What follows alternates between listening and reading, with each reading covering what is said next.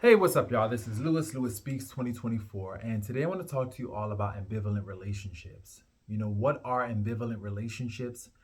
Ambivalent relationships are relationships where you don't necessarily know where you stand. You think you're in a good place with someone, but then you come to realize that you're not.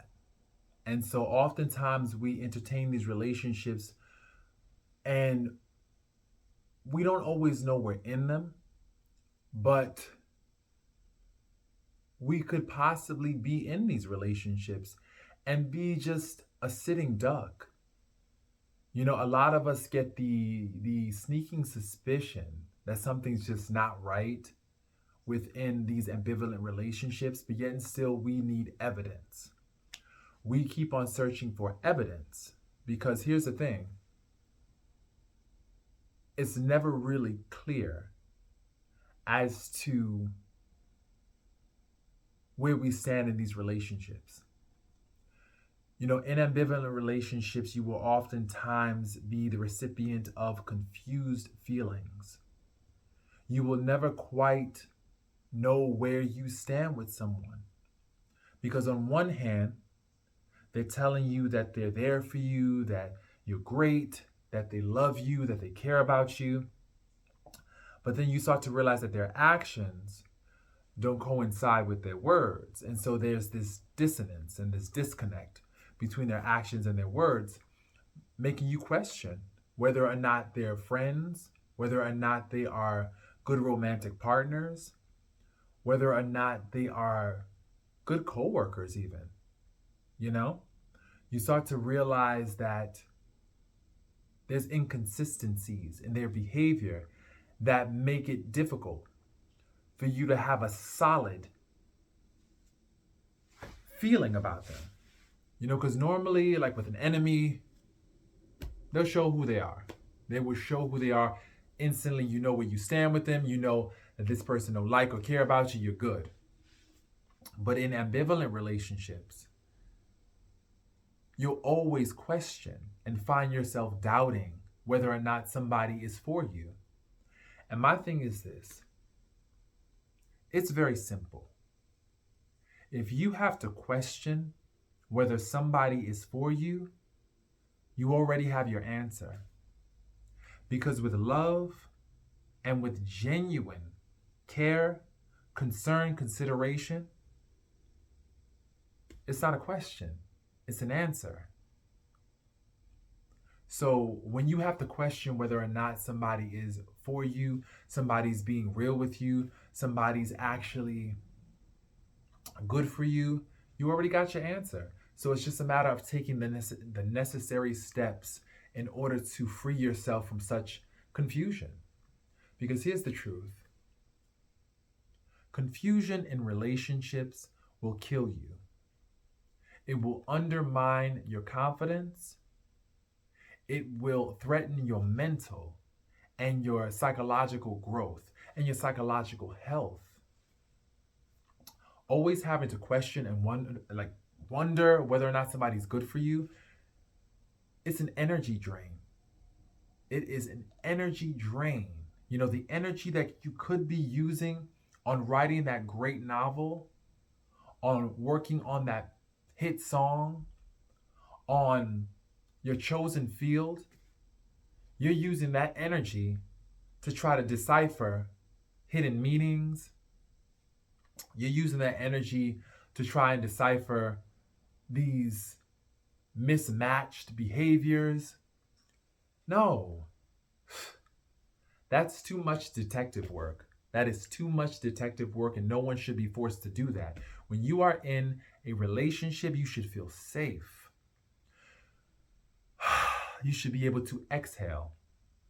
If you are in spaces where you have to hold your breath, where you have to inhale and keep it there, when you feel a tightness in your body, that's an indication that these spaces are not healthy. Your body is trying to give you that information. They call that biofeedback in psychology. Biofeedback is when you are it could be a stressful situation. It doesn't necessarily have to be a stressful situation, but in most cases, it's a stressful situation. So you check in with your body and you see where exactly do you feel the tension. Do you feel it in your head? Do you feel it in your chest? Do you feel it in your stomach? Do you feel it anywhere in your body? And so if you're in spaces or with people where you just feel a tightness and a clenching, that's your body letting you know that this person is not safe. There's something about their energy that's off. Because in good energy, you feel safe. You feel relief. You don't have to wonder and question. So if you are in an ambivalent relationship right now and you don't know where you stand with somebody, you can definitely sit them down and have that discussion. But you also have to look at their actions and also pay attention to your intuition and also how they're making you feel inside your body. Because your body is going to give you information about who they are. Your body receives the energy sometimes way before they even open up their mouth. You know, have you ever dealt with somebody and their energy was just off and you just didn't know what it was about them? You just didn't necessarily vibe with their energy?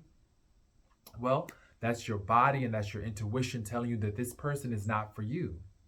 They may not necessarily be a bad person, but they're just not for you.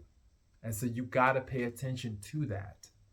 Too many times in the past, I would deny those feelings. I would talk myself out of how I was feeling. I would excuse their poor behaviors. I would just talk myself out of my intuition. And lo and behold, that person, they weren't good. They weren't good for me. And then I basically ended up regretting and beating myself up for not following my intuition.